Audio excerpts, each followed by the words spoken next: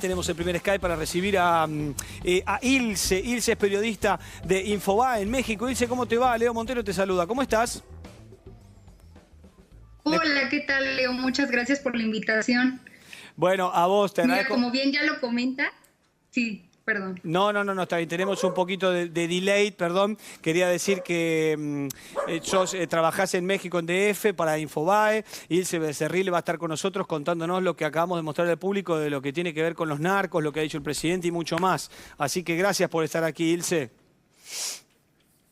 No, muchísimas gracias por la invitación y como ya mencionaste, pues te voy a platicar un poco más desde mi perspectiva acerca de estas prácticas de benevolencia o altruismo disfrazado que se ha estado dando por parte de grupos armados de México.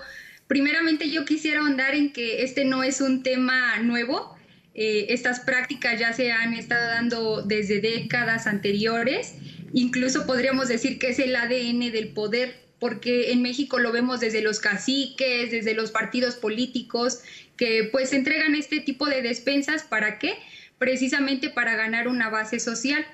Yo eso lo llamo como el hidrógeno y el oxígeno del agua, que es un componente esencial del crimen organizado, el tener apoyo de la población, pues para que ellos puedan fortalecer su estructura criminal. Bien. Ilse, me permitís, está hermoso lo que estás diciendo, pero no quiero que avances más porque tengo que recibir a Julián Levarón, que es víctima y activista contra los narcos y este crimen organizado del que estás hablando. Julián, ¿cómo te va? Leo Montero te saluda desde Buenos Aires, un gusto.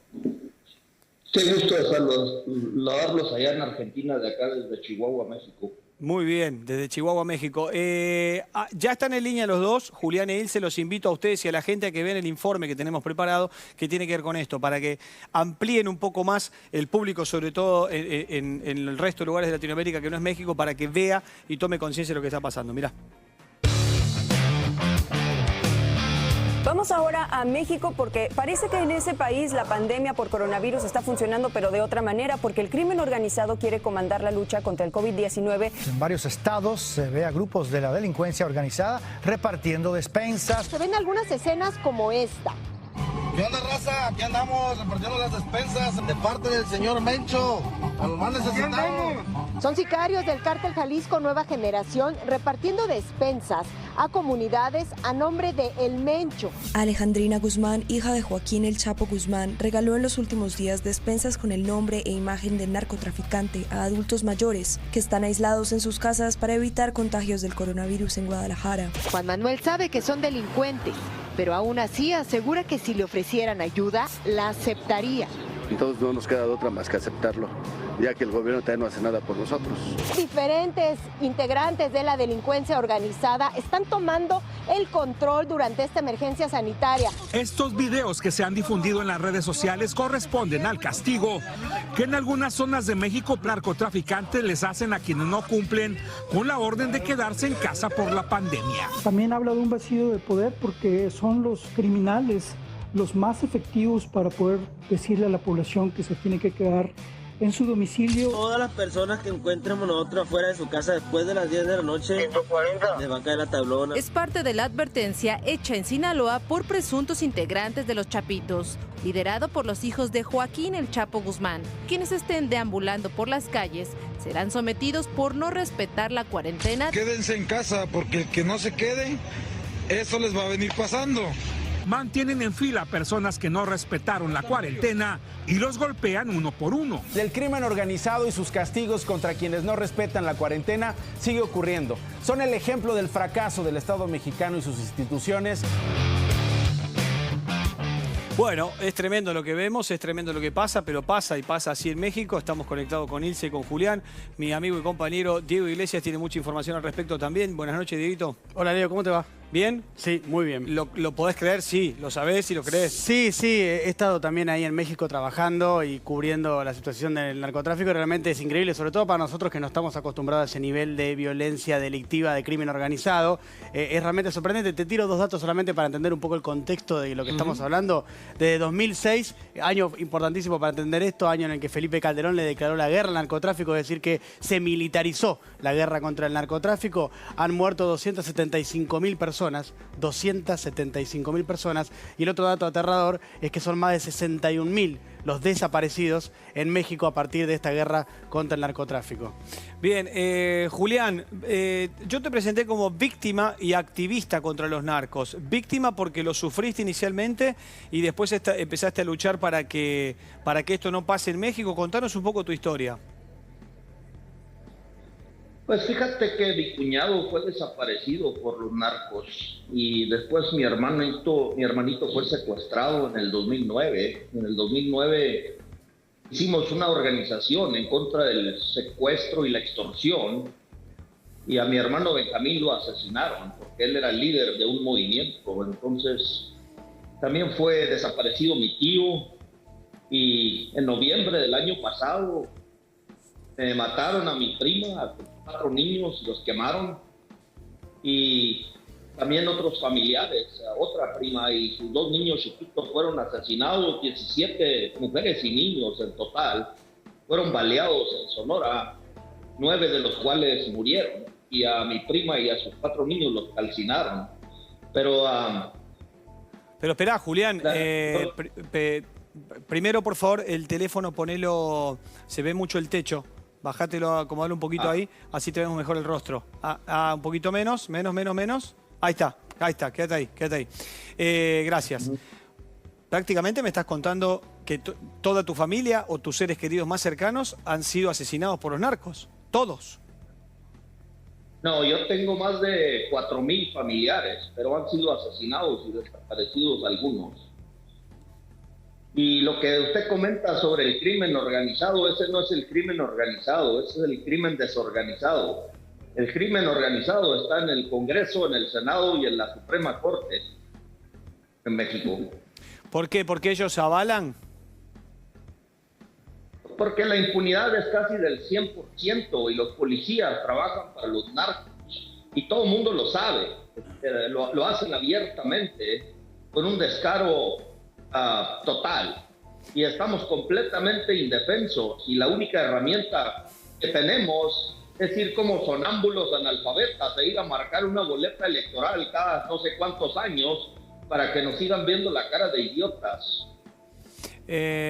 Recién decías, no sé si irónicamente me decías 4.000 familiares, supongo son las 4.000 víctimas de lo que vos conocés, de lo que los narcos han llegado a hacer, pero también, ¿no es así?